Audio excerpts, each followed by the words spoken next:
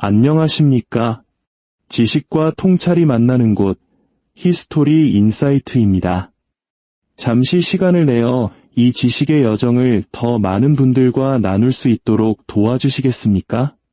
좋아요와 공유를 통해 이야기가 필요한 분들께 닿게 해주세요. 여러분의 작은 행동이 세상을 보는 새로운 창을 여는데 큰 힘이 됩니다. 물가가 오를 때마다 우리는 조금씩 자유를 잃어갑니다.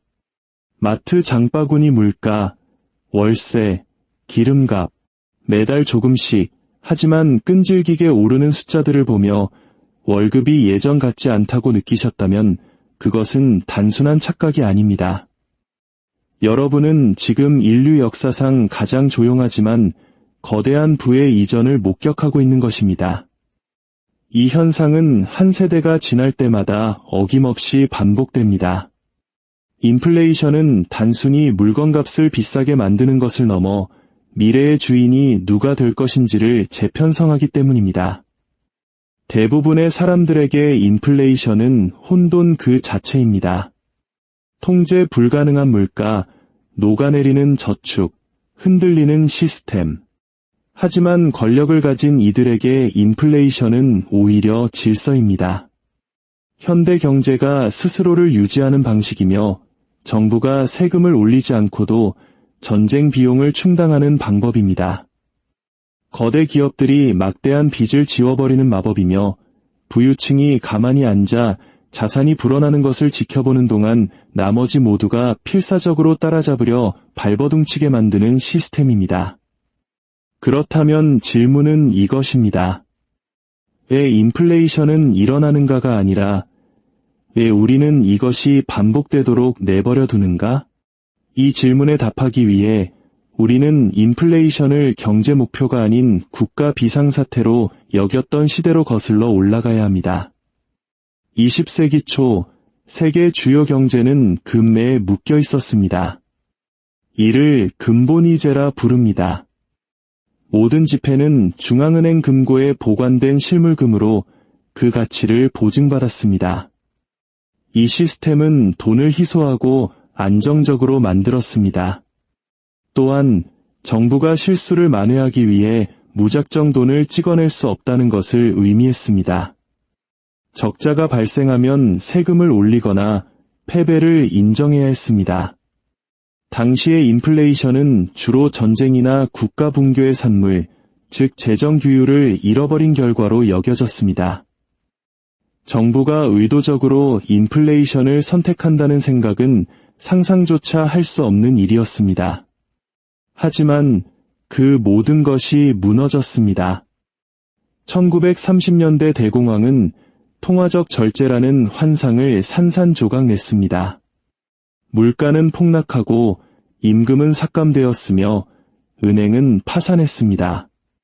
경제는 인플레이션이 아닌 정반대의 현상인 디플레이션으로 인해 얼어붙었습니다. 돈의 가치가 시간이 갈수록 오르자 아무도 돈을 쓰지 않았습니다. 빚의 무게는 날마다 무거워졌습니다. 이는 끔찍한 경제적 죽음의 소용돌이였고 정책 이반자들이 돈을 생각하는 방식을 완전히 바꿔놓았습니다. 제2차 세계대전이 끝날 무렵 인플레이션은 공포의 대상에서 유용한 도구로 변모했습니다. 전쟁에서 벗어난 각국 정부는 GDP의 200%가 넘는 막대한 빚더미 위에 앉아 있었습니다. 정직한 방법으로는 도저히 갚을 수 없는 빚이었습니다. 그래서 그들은 정직한 방법을 택하지 않았습니다. 대신 인플레이션이 그 일을 하도록 내버려 두었습니다.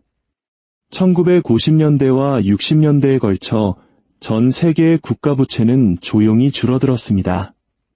이는 국가가 더 부유해져서가 아니라 빚의 실질 가치가 시간 속에서 녹아내렸기 때문입니다. 전쟁 당시 발행된 1조 달러의 전쟁 채권은 10년 후에는 전혀 다른 가치를 가졌습니다. 시스템은 교훈을 얻었습니다. 적당한 인플레이션은 아무도 눈치채지 못하게 불가능한 문제를 해결할 수 있다. 그리고 1971년이 왔습니다. 닉슨 대통령은 달러와 금의 교환을 중단시키는 이른바 금 태환 정지를 선언합니다. 이는 일시적인 조치라고 발표되었지만 영구적인 현실이 되었습니다.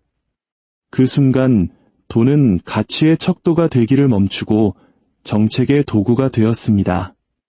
현대사 최초로 세계의 기축통화가 실물금이 아닌 오직 신뢰에 의해서만 뒷받침되는 시대가 열린 것입니다. 이제 당신은 달러를 금으로 바꿀 수 없고 오직 더 많은 달러로만 바꿀 수 있게 되었습니다. 인플레이션은 더 이상 시스템의 증상이 아니었습니다. 그것은 시스템의 설계 그 자체가 되었습니다. 그 순간부터 게임의 규칙은 완전히 바뀌었습니다. 사람들이 믿기만 한다면 돈은 무한정 창조될 수 있었고 정부는 한계 없이 빚을 낼 수 있었으며 은행은 끝없이 신용을 팽창시킬 수 있었습니다. 투자자들은 깨달았습니다. 인플레이션이 통제되는 한 진정한 승자는 저축하는 사람이 아니라 빚을 내는 사람이라는 것을. 인플레이션은 돈의 논리를 조용히 뒤집어 놓습니다. 현금을 쥐고 있으면 인플레이션은 당신의 부를 훔쳐가지만 빚을 쥐고 있으면 오히려 보상을 해줍니다. 매년 물가가 오를수록 당신이 갚아야 할 빚의 실질적인 가치는 줄어듭니다. 지금 당장 10억의 주택담보대출은 숨막히는 무게일 수 있습니다. 하지만 꾸준한 인플레이션이 이어진 20년 후 그 빚은 훨씬 가볍게 느껴질 것입니다. 반면 당신의 자산, 즉 집, 주식, 땅의 명목 가치는 계속해서 상승합니다. 인플레이션은 단지 빚을 줄이는 것이 아니라 부를 증폭시킵니다. 이것이 바로 시스템의 심장부에 있는 역설입니다. 가난한 이들을 파괴하는 바로 그 힘이 부유한 이들을 지탱하는 것입니다. 이것은 음모가 아니라 단순한 산수입니다. 인플레이션은 부채 기반 경제가 살아남을 수 있게 하는 핵심 메커니즘입니다. 만약 인플레이션이 없다면 빌린 모든 돈은 빌렸을 때와 동일한 가치를 지닌 돈으로 갚아야 합니다. 신용 팽창 위에 세워진 시스템에서 이는 불가능한 과제입니다. 그래서 정부, 중앙은행, 그리고 거대 기업들은 조용히 합의했습니다. 시스템 전체가 붕괴하는 것보다 매년 화폐 가치를 조금씩 떨어뜨리는 편이 낫다고 말입니다. 그렇다면 이 구조 속에서 평범한 사람들에게는 무슨 일이 일어날까요? 답은 간단하고 파괴적입니다. 임금은 결코 물가 상승률을 따라잡지 못합니다. 월급보다 물가가 더 빨리 오릅니다. 한때 중산층 안정의 초석이었던 저축은 서서히 손실을 보는 행위가 됩니다. 자본이 아닌 노동소득으로 살아가는 사람들, 즉 자산을 소유할 여력이 없는 사람들은 결코 멈추지 않는 보이지 않는 쳇바퀴 위를 달리고 있음을 깨닫게 됩니다. 왜냐하면 인플레이션은 노동이 아닌 소유에 보상하기 때문입니다. 그리고 신중함을 처벌합니다. 한때 미덕이었던 절약을 부채로 바꿔버립니다. 시스템은 당신에게 저축하라고 말하지만 실제로는 저축하는 당신에게 벌을 줍니다. 은행이 연 3%의 이자를 제공하지만 물가 상승률이 6%라면 당신은 돈을 버는 것이 아니라 당신의 돈을 가만히 두기 위해 비용을 지불하고 있는 셈입니다. 한편 연 4%의 금리로 돈을 빌려 부동산을 산 사람들은 자산 가치가 두 자릿수로 치솟는 것을 봅니다. 이것은 시장의 운이 아닙니다. 이것이 바로 설계입니다. 인플레이션은 부를 무작위로 재분배하지 않습니다. 그것은 부를 위로 재분배합니다. 돈의 원천에 가장 가까이 있는 사람들, 즉 은행, 정부, 대기업들은 돈이 여전히 가치를 지니고 있을 때 그것을 가장 먼저 손에 넣습니다. 그 돈이 당신에게 도달할 때쯤이면 이미 가치가 희석된 후입니다. 이것을 18세기 경제학자의 이름을 딴 칸티용 효과라고 부릅니다. 새로운 돈이 시스템에 투입될 때 물가가 조정되기 전에 그 돈을 가장 먼저 만지는 사람에게 이익이 돌아간다는 원리입니다. 과거에는 왕과 상인들이 그 수혜자였습니다. 오늘날에는 헤지펀드와 중앙은행이 그 자리를 차지합니다. 인플레이션은 단지 가격표를 바꾸는 것이 아니라 누가 그 가격표 위에서 살아갈 수 있는지를 결정합니다. 1980년대와 90년대에 이르러 시스템은 완벽한 균형 잡기를 마스터했습니다. 중앙은행들은 물가 안정을 약속하며 대략 연 2%의 인플레이션을 목표로 삼았습니다. 이는 대중이 소리 없는 세금을 눈치채지 못하게 하면서도 경제를 계속 팽창시킬 수 있는 절묘한 수치입니다. 2%는 무해하고 과학적으로 들립니다. 하지만 한 세대에 걸쳐 2%의 인플레이션은 돈의 구매력을 절반으로 떨어뜨립니다. 차이점은 이것입니다. 평범한 사람들은 식료품 가격이 2배로 오르는 것을 보지만 부자들은 자신의 자산 가치 역시 2배 혹은 그 이상으로 오르는 것을 봅니다. 인플레이션이 꾸준할 때 빚은 예측 가능해집니다. 그래서 부자들은 인플레이션을 두려워하지 않습니다. 그들은 인플레이션을 소유합니다.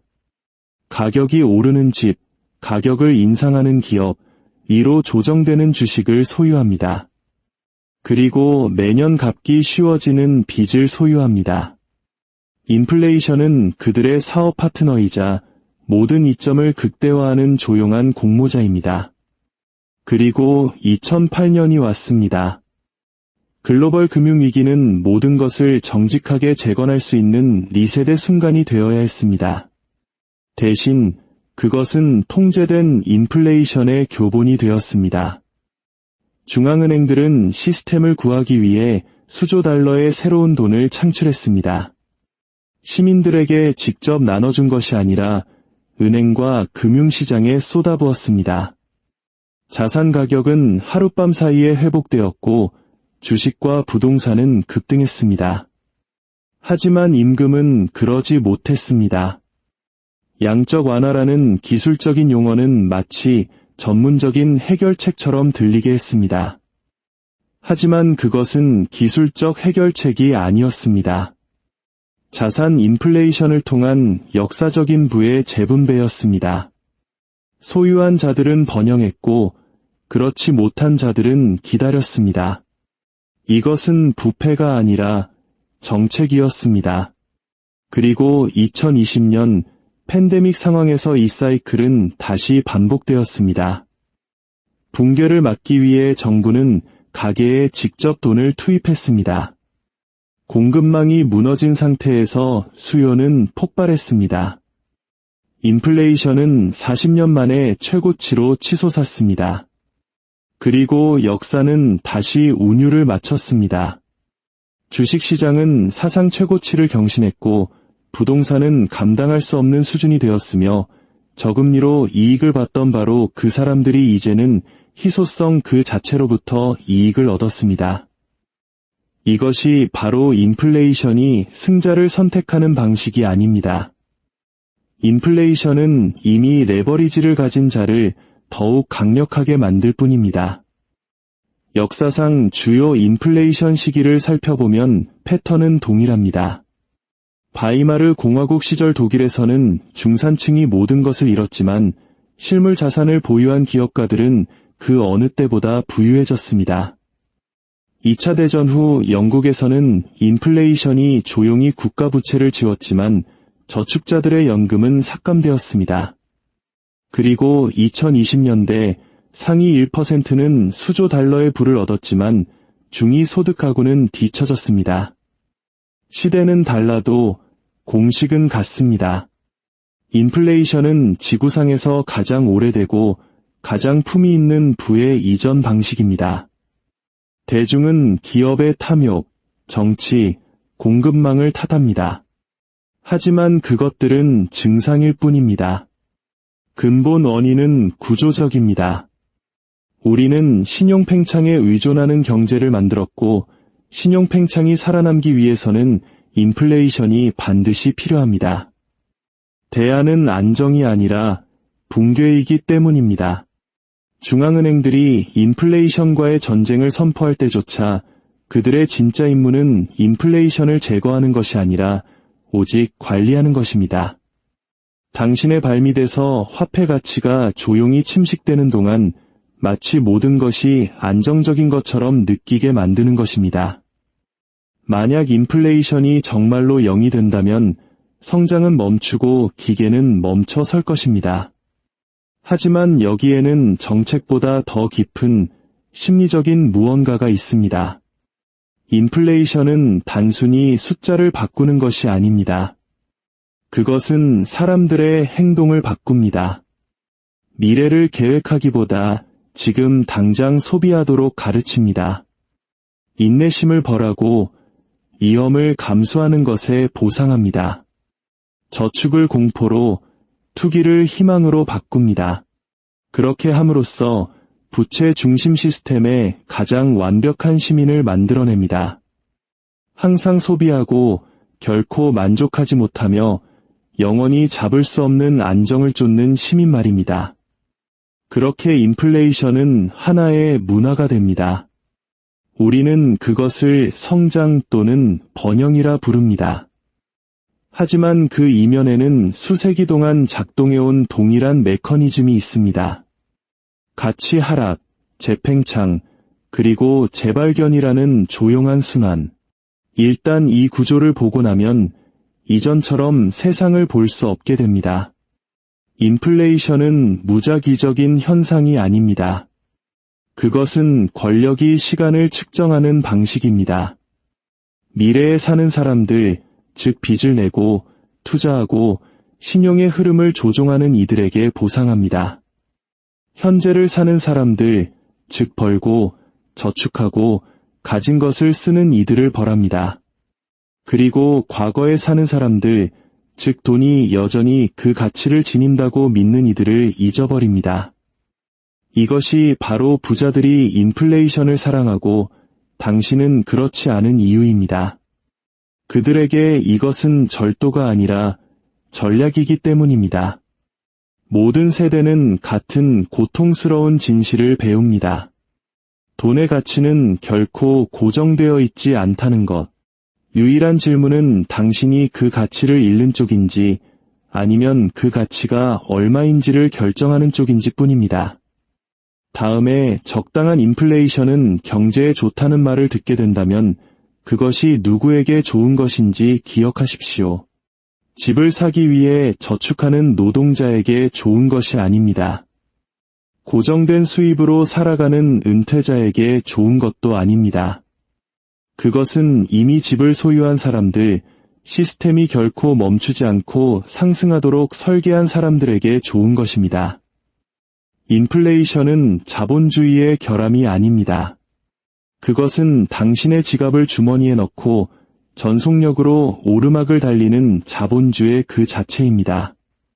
결국 인플레이션은 불이 아닙니다. 그것은 산소입니다. 그리고 우리가 만든 이 세상은 그것 없이는 숨을 쉴 수 없습니다. 오늘 이야기가 여러분의 시야를 넓히는 데 도움이 되었다면 이 통찰을 널리 공유해 주십시오. 지식을 나누는 것은 미래를 위한 가장 확실한 투자 중 하나입니다. 저희 채널의 구독과 알림 설정은 저희가 계속해서 깊이 있는 역사 속 지혜를 탐구하는 데 큰 동력이 됩니다.